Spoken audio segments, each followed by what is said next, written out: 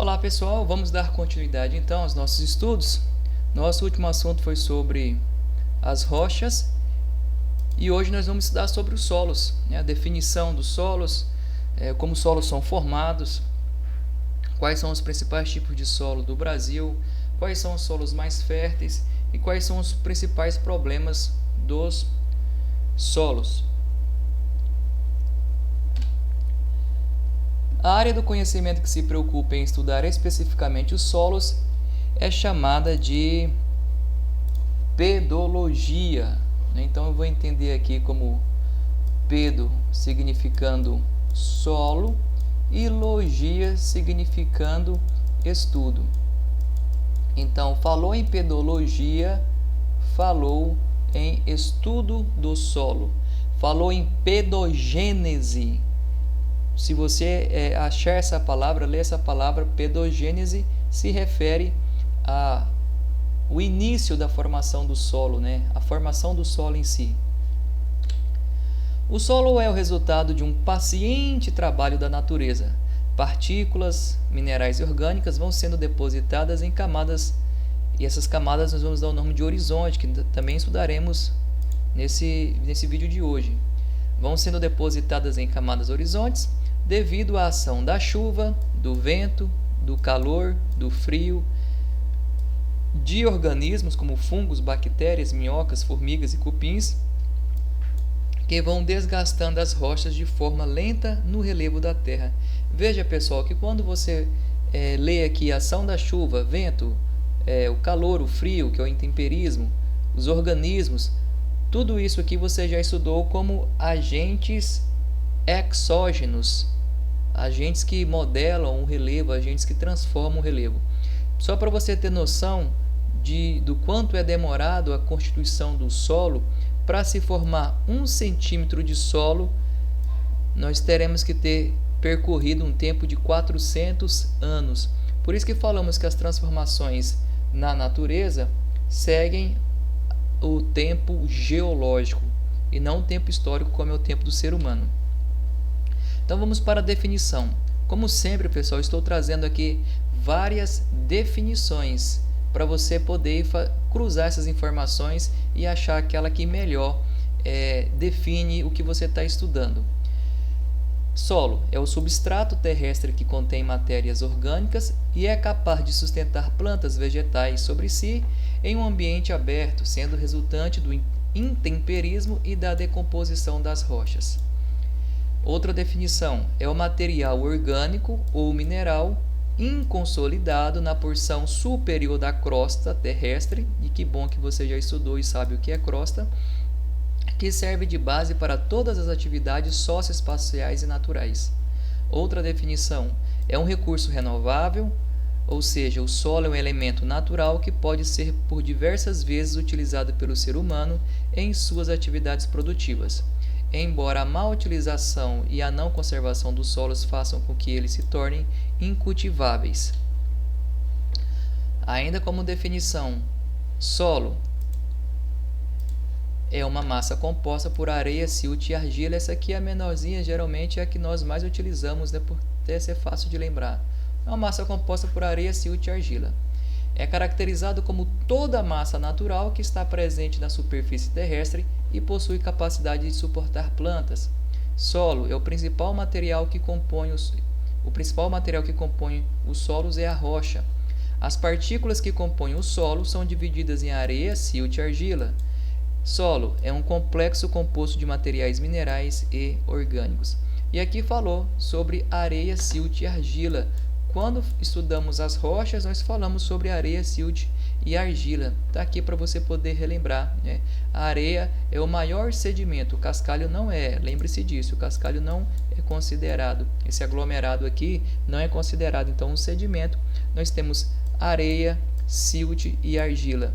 Então, veja que a argila, nessa escala que foi constituída aqui, ela é tão pequena que ficou até invisível. Vamos relembrar aqui? O solo é constituído por diferentes partículas que são, vamos lá. A areia é um acúmulo de pequenos pedaços de rochas ou minerais. Seu diâmetro varia de 0,05 a 2 milímetros.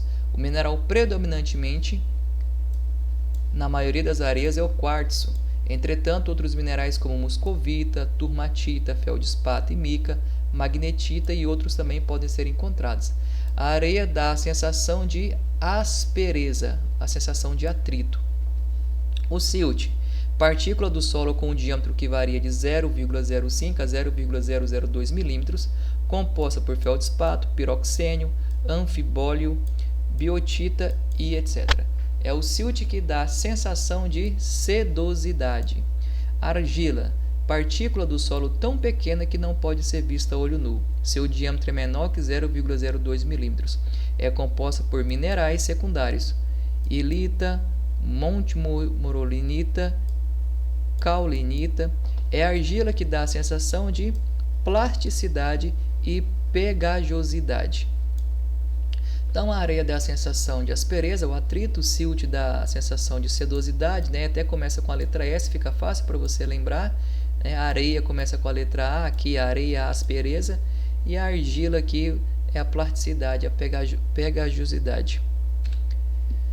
Qual a importância dos solos? Né? Nós sabemos que os seres humanos utilizam o solo para tudo. Né? O solo sustenta o crescimento da flora, principalmente fornecendo a estrutura necessária para a sua existência. As características dos solos determinam o destino da água na superfície da terra, essencial para a sobrevivência. O solo desempenha um papel essencial na reciclagem de nutrientes e no destino que se dá aos corpos de animais, incluindo o homem, os restos de plantas que morrem na superfície da terra. O solo é o habitat, a casa de muitos organismos. Os solos são capazes de fornecer material para a construção de casas e edifícios, além de proporcionar a fundação para essas construções. De certa forma, quando nós imaginamos o principal objeto de estudo da geografia, que é o espaço geográfico, o solo é um grande exemplo dessa alteração que o homem faz no espaço natural para satisfazer as suas necessidades. É variável de um tipo de solo para o outro, pois os elementos químicos presentes na sua composição variam por meio de fatores como. Então, na composição, que agora o assunto é esse, composição, na composição do solo, quais são os fatores que podem determinar uma certa variação? A umidade, a incidência de sol, a quantidade de vento, a presença de organismos vivos, o clima e a biodiversidade. De maneira geral, encontra-se na composição dos solos 45% de elementos minerais, 25% de ar, 25% de água e 5% de matéria orgânica. O solo é composto por 3 fases distintas, sendo elas a fase sólida, líquida e gasosa. Então, sólida, que compreende a matéria orgânica e inorgânica, líquida é a solução do solo ou a água do solo, e gasoso, o ar que tem nesse solo. Vamos destrinchar aqui então. Solo, na sua composição sólida. As matérias orgânicas ou inorgânicas compreendem partículas minerais do solo, originadas do intemperismo da rocha, você já estudou intemperismo, ou seja, da sua desintegração. Há também materiais orgânicos provenientes de animais e plantas que entram em decomposição e formam a camada de humus, a primeira camada do solo, o primeiro horizonte do solo. Composição dos solos, falando agora da sua parte líquida. O líquido compreende a água infiltrada, escoada ou presente no lençol freático. Geralmente, as plantas retiram do solo a quantidade de água necessária à sua sobrevivência.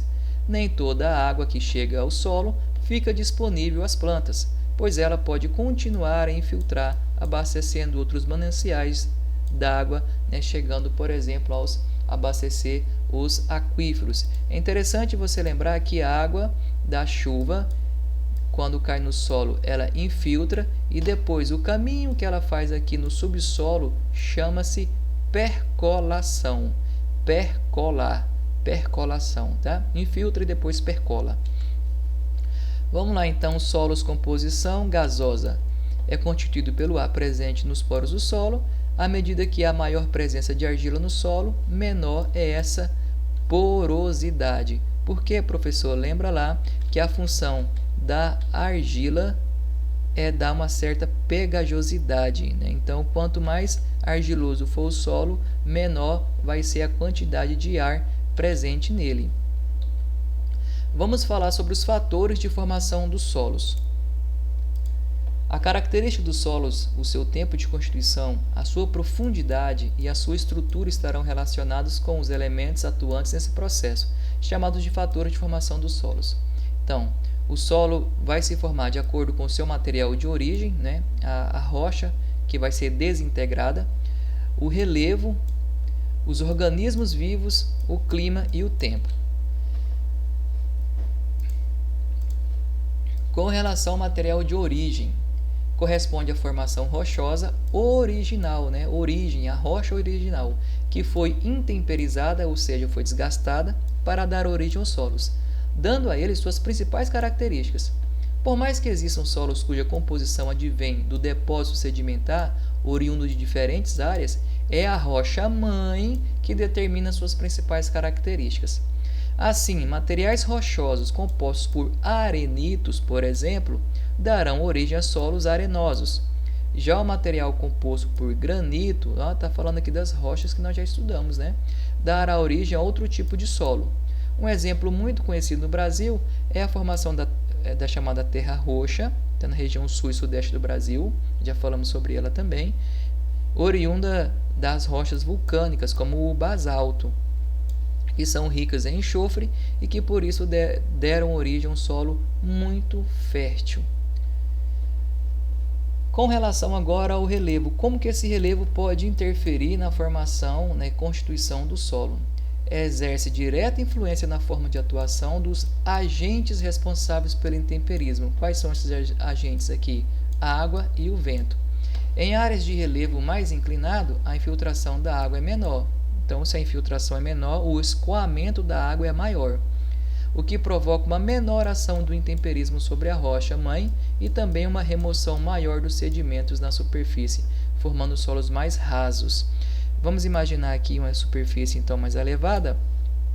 Você tem a água da chuva que vai cair nessa superfície mais inclinada e vai escoar.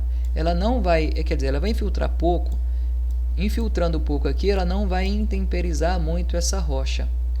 Então, vai transportar mais sedimentos e vai intemperizar menos em relevos mais inclinados. Ou seja, o solo vai ficar um solo raso. Quando eu falo solo raso, significa que os minerais que compõem o solo estão aqui aflorados, estão mais próximos à superfície. A rocha-mãe, a rocha matriz ainda está muito viva, entre aspas, está muito presente aqui. Diferentemente do que acontece na região da floresta amazônica ou da floresta equatorial, né, da floresta equatorial amazônica ou das florestas que ficam na linha do Equador. Como a intensa chuva, essa chuva sempre está infiltrando, está levando os minerais para as regiões mais profundas, então são solos mais profundos. Quando falar raso, você vai entender isso, tá? Tem pouca chuva, então os minerais estão mais próximos à superfície. Solos profundos são solos que já foram revirados pelo processo de intemperismo, locais que chove bastante. Já em áreas mais baixas, vou colocar vermelho aqui de novo. Já em áreas mais baixas, o acúmulo de água é maior, provocando uma maior ação intempérica e, por outro lado, dificultando a drenagem. Quer dizer, essa água não escoa, né, não drena, o que ocasiona a redução do ferro em solos mais orgânicos. O grau de inclinação do relevo torna-o menos ou mais exposto à iluminação solar, o que também afeta a sua composição e sua textura. Muito bem, como os organismos vivos podem interferir na formação dos solos? Atuam de forma contínua sobre o solo, tanto na sua formação quanto na sua transformação, conservando, degradando ou alterando sua composição físico-química. Exemplo, micro-organismos e até mesmo seres humanos. Vamos ver como é que os micro-organismos podem alterar a formação do solo. Bactérias, algas e fungos atuam na ação do intemperismo biológico. Que bom que nós também já estudamos a questão do intemperismo, por isso que eu não vou gastar tempo aqui explicando. Fazendo-se presentes na decomposição das rochas e também na alteração dos compostos vegetais ou mineralógicos dos solos, tornando-os mais férteis ou mais pobres. As plantas atuam na contenção do transporte de sedimentos e os animais também exercem influência de impactos. Como nós seres humanos podemos alterar a formação do solo, Os impactos são mais rápidos, né? Muitas vezes profundamente sentidos, como na ocorrência de erosões, desertificações e outros processos. Clima. Como que o clima pode alterar, pode agir na formação do solo? A maior parte dos agentes intempéricos está relacionada com processos meteorológicos e climatológicos, a exemplo da água da chuva, o vento e a temperatura. Assim, o tipo climático e suas variações ao longo do tempo são determinantes para a formação dos solos e também para a velocidade do desgaste do material original. Regiões de clima mais quente tendem a apresentar processos mais acelerados de formação dos solos, pois o calor acelera as reações químicas. A intensidade e frequência das chuvas, a pressão atmosférica, o índice anual de insolação e a força dos ventos também são fatores importantes nesse contexto. Chegamos aqui agora no tempo. Como que o tempo pode interferir na formação dos solos?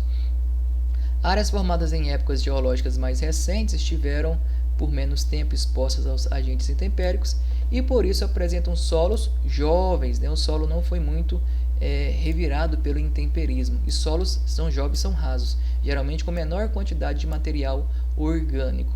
As áreas geologicamente mais antigas podem apresentar solos mais profundos, a depender dos fatores anteriormente citados, e em muitos casos mais lavados e alterados quimicamente. Você tem o relevo, essa chuva vai infiltrando e vai levando esses minerais para as partes mais profundas do subsolo. Aqui fica fácil de entendermos o que foi falado, né? Eu tenho aqui a rocha nua, vou ter aqui a rocha-mãe, vamos ter o processo de intemperismo, e já estudamos o físico, químico e biológico, e aí eles vão agir na formação direta do solo, né? Repare aqui como que a rocha-mãe, a rocha-matriz, ela vai diminuindo. Aqui nós temos um solo muito mais profundo. Horizontes do solo, muito importante agora. Para que seja formado um solo, não basta apenas a transformação da rocha em minerais decompostos. Esses minerais sofrem um rearranjo, uma estruturação, dando origem às camadas ou horizontes de solo. Os principais agentes que colaboram nesse processo de reorganização dos horizontes do solo são a água e a fauna. A água tem o papel de dissolver os minerais e levá-los para os horizontes mais profundos. A fauna, os vermes, as formigas, os cupins e alguns invertebrados colaboram nesse processo de transporte. A água dissolve e a fauna transporta. Também é fundamental o papel de micro-organismos que decompõem a matéria orgânica fornecida pela vegetação presente na superfície. Vamos falar sobre os horizontes dos solos agora. O horizonte OA, são os primeiros que nós temos aqui. Horizonte O, camada mais externa, com alta presença de matéria orgânica, água, animais e plantas. Horizonte A, apresenta coloração escura, é chamado de solo umífero, porque tem presença de humus, né? Por conter grande quantidade de material orgânico decomposto como os humus. Há presença de minerais advindos da rocha-mãe, que é o horizonte mineralógico. Então, primeiro horizonte o O, depois o A. Agora tem um slide para você entender melhor, para você visualizar melhor. Horizonte B. No horizonte B, zona de acumulação de material infiltrado no solo. É composto por minerais, além de ser formado pelo acúmulo de argila, óxido hidróxido de ferro, alumínio e zinco. Geralmente apresenta coloração amarelada ou avermelhada. O horizonte C é chamado de saprolito, corresponde à zona de transição que existe entre o solo e a rocha-mãe. Sua formação é composta por grandes sedimentos advindos da decomposição da rocha, também conhecido como subsolo. Horizonte D ou horizonte R, que é a da rocha-matriz, rocha-mãe, parte em que ocorre a desagregação e decomposição, dando origem ao solo. O processo ocorre por meio do intemperismo, conjunto de processos mecânicos, químicos e biológicos. Você já estudou isso aí, sobre o intemperismo. Por isso que eu não estou fazendo essa explicação novamente, pessoal. Então, aqui nós temos os horizontes do solo, né? A imagem bem ilustrativa. Horizonte O, A, B, C, D. Esse D, na verdade, aqui é o R, né? De rocha matriz. O O, você lembra que tem bastante material orgânico. Então, fica fácil de você lembrar. Aqui a sequência A, B, C. São as camadas paralelas da superfície do solo. São os horizontes do solo. Aí novamente aqui a explicação, ó, camada de restos de plantas e animais na superfície do solo. B, primeiro horizonte mineral do solo, mais escuro por conter mais humus que os horizontes B e C. B, horizonte formado por partes bastante desagregadas da rocha-mãe, estando abaixo do horizonte A.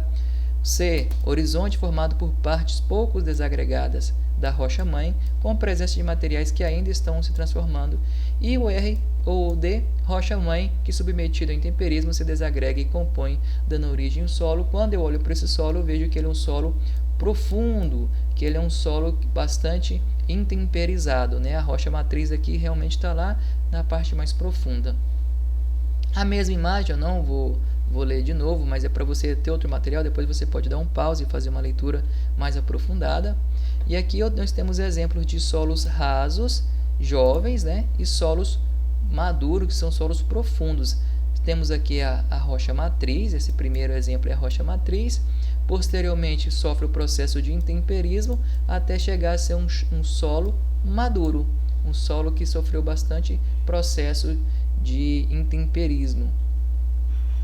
Mais outra arte, ó, rocha em desintegração, que é o leito rochoso. Depois eu tenho a matéria-prima, e aqui eu já tenho a constituição da matéria orgânica. Repare como a rocha matriz vai diminuindo. O último exemplo aqui, nós já temos horizontes A, B, C e o D, que seria aqui a rocha matriz. Tá? O leito rochoso começa a se desintegrar, a matéria orgânica facilita a desintegração, formam-se os horizontes, o solo desenvolvido sustenta uma vegetação densa, que é esse último exemplo aqui, né? Aqui nós já temos os horizontes facilmente visualizados. Classificação dos solos. Quanto à origem, como esse solo se originou? Pode ser um solo eluvial ou pode ser um solo aluvial. Eluvial é quando os solos que se formam por rochas encontradas no mesmo local da formação, ou seja, quando a rocha que se decompôs e se alterou para a formação do solo se encontra no mesmo local do solo.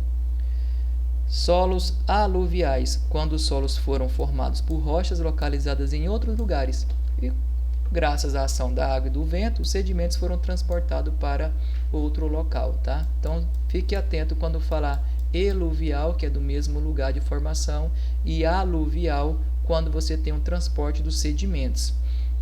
Então, solo de acordo com a sua origem.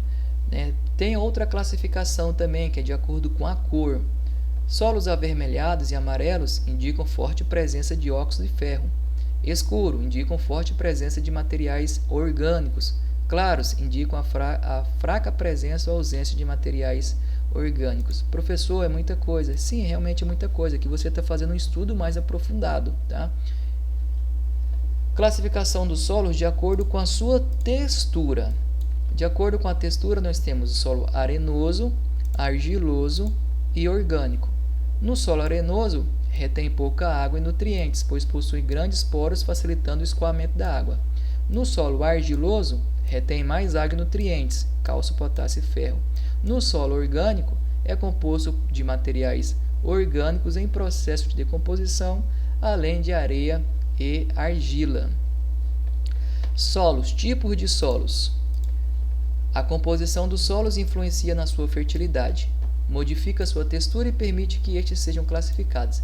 Existem diversos tipos de solos: arenosos, argilosos, siltosos, úmicos e kársticos, e nós vamos ver cada um deles agora. Os solos arenosos são aqueles tipos de solo cuja dimensão dos seus grãos estão compreendidos entre 2 mm e 0,075, sendo formados principalmente por cristais de quartzo e óxido de ferro, no caso de solo de regiões tropicais. Né? Então, no caso aqui, moramos num país predominantemente tropical, né? Com certeza é um tipo de solo que vai estar presente no nosso território. Tem boa aeração, ou seja, água e ar penetram com mais fertilidade nele. Lembra da técnica de arar o solo, né? Gradear o solo, arar o solo, para deixar ele com mais possibilidade de entrar ar e água. Tem um teor em areia superior a 70%. O deserto é o exemplo mais comum de solos arenosos. É um solo permeável, seca depressa e para plantar nele tem que irrigá-lo frequentemente. Aqui nós temos exemplos então de solos arenosos. Com certeza você já viu algum tipo de solo desse. Próximo solo aqui, um solo argiloso. Não são tão arejados como os arenosos, mas armazenam mais água. Como são menos permeáveis, a água passa por uma forma mais lenta, ficando então armazenada.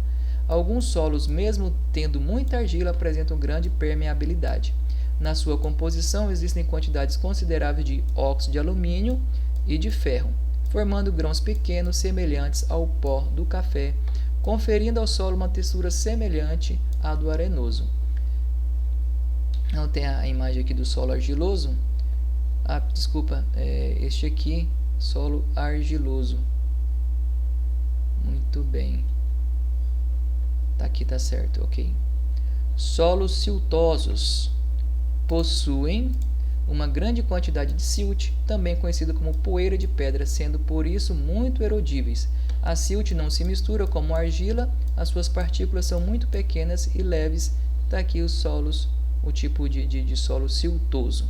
Solos úmicos apresentam uma quantidade muito superior de humus em relação aos outros. É um solo geralmente fértil, ou seja, solo onde as plantas encontram-se melhores condições para se desenvolverem, né? Essa imagem aqui é do solo úmico e não lá do solo argiloso. Só fazendo essa correção aqui, tá, pessoal? Essa imagem aqui está correta. Esse aqui é um solo úmico. Muito bem. Solos kársticos. A quantidade de calcário presente neste tipo de solo é muito superior que nos outros. Deste tipo de solo é retirado um pó branco ou amarelado que pode ser utilizado na fertilização dos solos destinados à agricultura e à pecuária. Este tipo de solo também fornece matéria-prima, substância principal com que é fabricada, para a fabricação de cal e do cimento que são utilizados na construção civil. E aqui nós temos as imagens de solos kársticos. Tipos de solo no Brasil. Vamos lá. Sobressaem-se os solos argilosos, formados pela decomposição de rocha basáltica, granítica e gnáceas, oriundos de uma intensa atividade vulcânica no período de formação do continente americano, lá no período mesozoico, né? Na era mesozoica. Cada tipo de rocha-mãe é responsável pela formação de diferentes tipos de solo brasileiro. O Brasil é formado por uma variedade de solos formados a partir do clima, do material de origem, do relevo, do organismo e o tempo. Você já viu isso aqui no slide anterior. São solos importantes para a agricultura no país, além de outras funções essenciais para a vida. No Brasil, há predomínio de 3 tipos de solo: latossolo, argissolo e neossolo, que juntos abrangem 70% do território nacional, segundo o Sistema Brasileiro de Classificação dos Solos, do IBGE. Os latossolos e argissolos ocupam aproximadamente 58% da área. São solos mais profundos, altamente intemperizados, ácidos e de baixa fertilidade natural. Em certos casos também ocorrem solos de média e alta fertilidade, em geral pouco profundos em decorrência de seu baixo grau de intemperismo. Estes se enquadram principalmente nas classes de neossolos, luvssolos, planossolos, nitossolos, chernossolos e cambissolos. Os solos apresentam grande variedade química, física e biológica e em sua composição são 13 classes contidas no sistema de solo brasileiro. Aí nós temos aqui o exemplo. O solo predominante, tipo de solo predominante no Brasil, são os latossolos. Tem característica de ser bem desenvolvido. Quando é bem desenvolvido, quer dizer que ele já foi bastante remexido mesmo pelo processo de intemperização, intemperismo. São solos profundos, com alto teor de acidez, geralmente avermelhados ou alaranjados. Agora nós vamos ver os 13 tipos de solos que nós podemos encontrar no nosso território, tá? Então, para o vídeo não ficar muito extenso, está chegando a 30 minutos agora, eu vou cortar esse vídeo aqui e já você vai ter acesso ao segundo vídeo.